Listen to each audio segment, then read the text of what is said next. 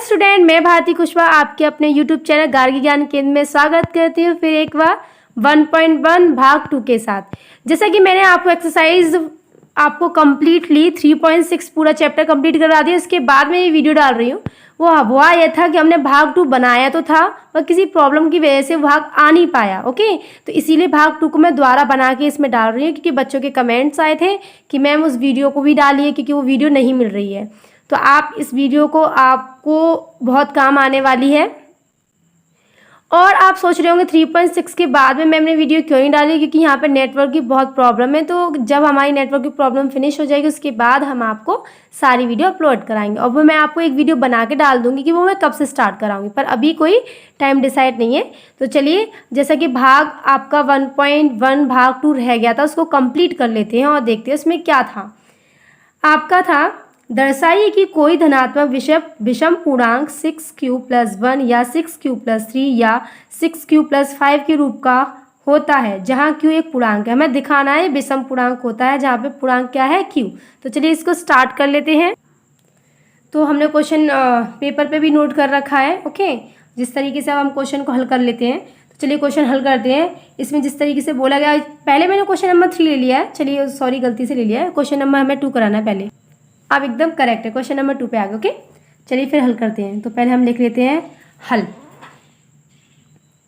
तो हम लिखेंगे पहले, माना ए कोई धनात्मक पूर्णांक है, ओके, तथा b=6। तो हमने इसमें b=6 ले लिया। b=6 ही क्यों लिया? क्योंकि आज क्वेश्चन में आप देखेंगे 6q+1, 6q+3, 6q+5, तो यहाँ पे 6 जो है वो कॉमन है आपका। ओके, इसीलिए मैंने आपका क्या लिया है, b=6। ओके, अब हम लगाएंगे यूक्लिड विभाजन एल्गोरिथम। विभाजन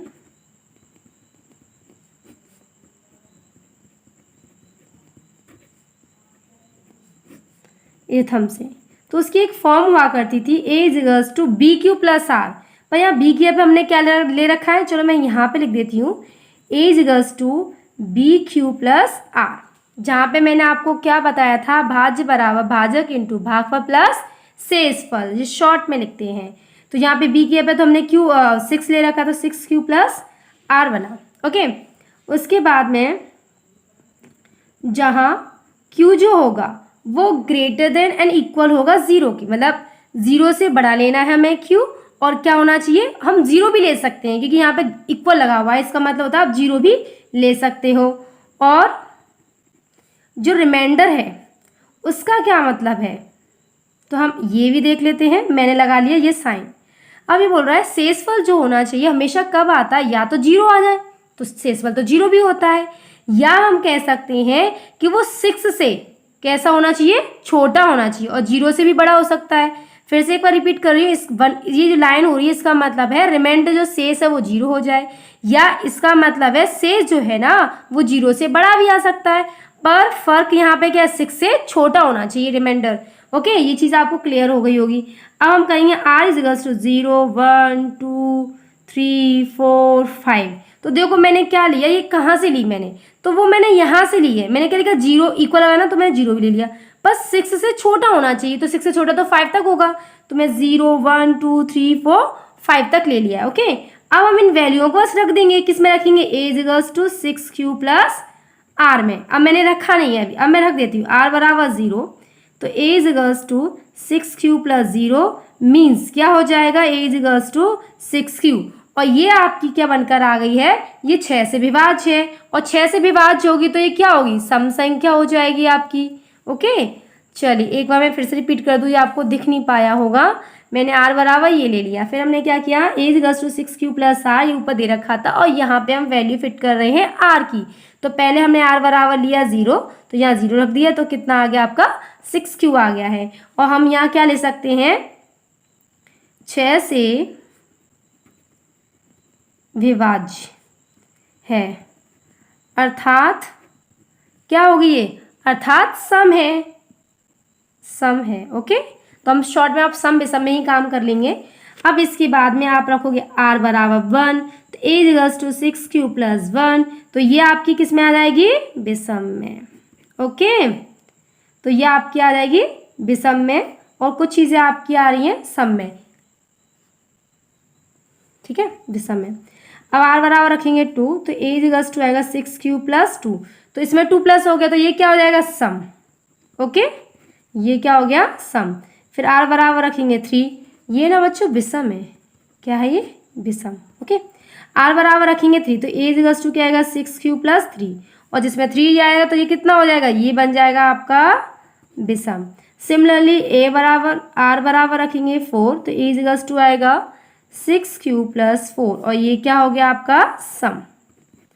a बराबर, अब हम फिर से हम क्या करेंगे, r बराबर रखेंगे, अब हमने 4 रख लिया है तो r बराबर रखेंगे 5, a equals to 6q plus 5, और ये क्या हो गया, विषम। इतनी ही तक हमें लाना था, क्योंकि क्वेश्चन में उसने देखो क्या बोला था, 6q plus 5, 6q plus 1, okay, ये रहा, और यहाँ था 6q प्लस 3, तो सारी चीज़ें हमारे पास आ चुकी हैं, बस अब लिखना है।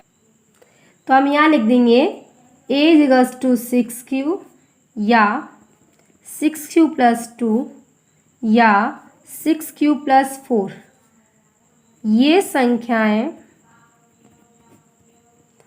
संख्याएं सम धन पूर्णांक हैं, ठीक है, इधर लिख देती हूँ पूर्णांक हैं, और हमें बतानी क्या थी, विषम वाली। तो अब लिख देते हैं जबकि, अब आपकी कौन कौन सी थी विषम पूर्णांक, 6q प्लस 1, 6q प्लस 3, या भी लगा सकते हैं 6q प्लस 5, ये क्या थी आपकी विषम धन पूर्णांक हैं।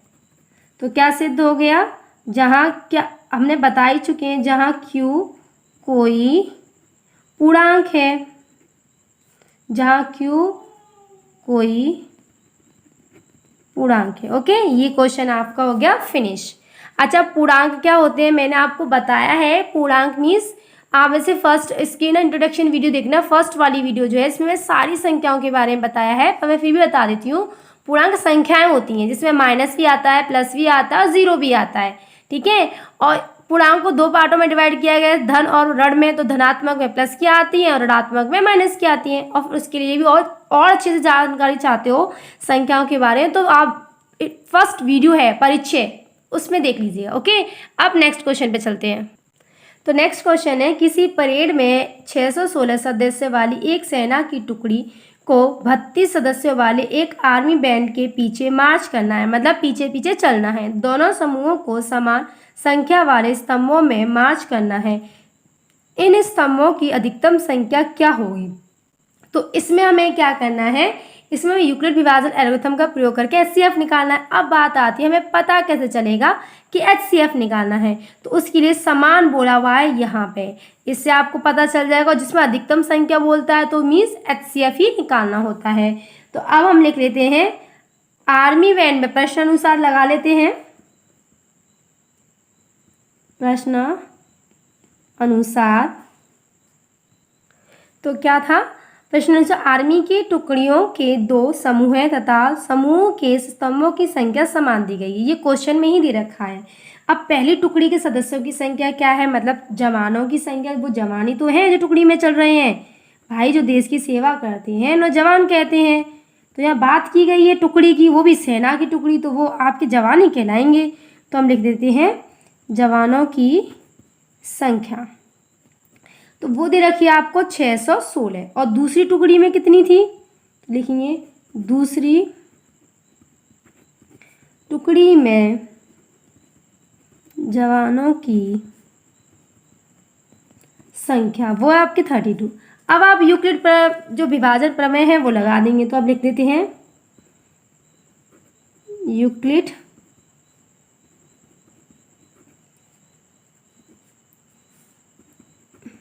विभाजन एल्गोरिथम, तो लिख दिया हमने क्या, यूक्लिड विभाजन एल्गोरिथम प्रमेय से। तो उसके लिए आपकी फॉर्म क्या होती है, तो इसमें फर्स्ट और सेकंड डिजिट, पहले तो चरण ले लेते हैं। चरण 1 आप जानते हैं, पहले डिजिट को लिखते हैं और फिर डिसाइड करते हैं इसमें कौन सी वाली बड़ी है। ओके, ये हमने देख लिया, ये बड़ी है। उसके बाद इसको मैं वर्क की साइड में दिखाऊंगी। फिर हम इसका डिवाइड करते थे 6/6, और जो अधिकतम होती थी अभी मैंने यहाँ पे फॉर्मूला भी बताया था, तो अभी मैं फिर से बताऊंगी, पर डिवाइड कर लेती हूँ। अगर मैं इसमें 2 से देती हूँ तो ये ज़्यादा हो जाएगा, 64 हो जाएगा, तो जाएगा 1 टाइम। ओके, 32। अब इसमें से इसको माइनस करेंगे। देखो डिवाइड जो देना है ना वो बहुत ईजी है। ये चीज़ मुझे नहीं लगता कि आपको मुझे समझाने की भी ज़रूरत है, ये तो आप नॉर्मल से कर ही लेंगे, ठीक है। तो चलो दिखा देते हैं करके, है ना। तो चलिए 11 यहाँ से लिया, 11 में से अगर 2 जाएगा तो आपका 9 आएगा, और यहाँ 2 बचेगा। अब ये डिजिट छोटी हो गई तो ये ले लिया। अब इसमें फिर से मल्टीप्लिकेशन करना पड़ेगा आपको, तो आप इसमें ना 9 से कर लीजिए, ज़्यादा एवब लग रहा है मुझे। 18 की 8 कैरी 1, 27 28, तो ये सही है।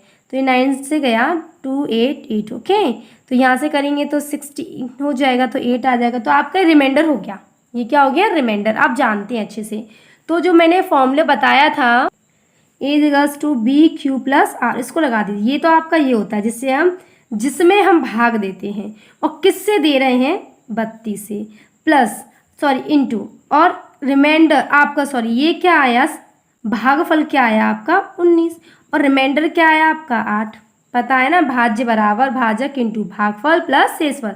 तो ये तो हो गया भाजक, ये हो गया ये तो हो गया भाजक, ये आपका हो गया क्या, भागफल, और शेषफल 8 आ गया आपका। ठीक है, एक बार फिर से मैं क्लियरिटी में तार देती हूँ, जिससे कि आप लोगों को ना कोई भी दिक्कत आनी नहीं चाहिए। हमारा बस मकसद है कि आपको अच्छे से समझाएं, ठीक है। अब उसके बाद देखा not equal to 0, or not equal to 0, आपको हमने सिखाया था इसके भाग 1 में, जिसमें मैंने भाग 1 ही डाला है, पर वो भाग 1 ही है। इसमें आर नॉट इक्वल टू 0 नहीं आना चाहिए, जब तक करो तब तो आर नॉट इक्वल टू 0 ना हट जाए। फिर हम क्या करेंगे, अब इसको चरण सेकंड करेंगे, और चरण सेकंड में 32 लेंगे और 8, इसमें बड़ा कौन है आपका 32। ओके, फिर हम इसमें वही लगाने वाले हैं A=BQ + R।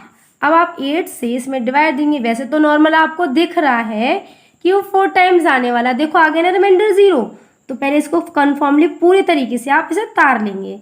तो 8 × 4 + 0, फिर लिखेंगे R = 0, मतलब अतः जब ऐसे 0 आ जाता है तो हम लिख सकते हैं उसका HCF क्या होगा 8, क्योंकि हमने डिवाइड तो 8 से किया था ना, 8 से तो 0 आया है, तो हम लिख देंगे 616 तथा 32 का HCF कितना है 8 होगा। ओके, उम्मीद करती हूँ आपको ये वीडियो अच्छे से समझ में आई होगी।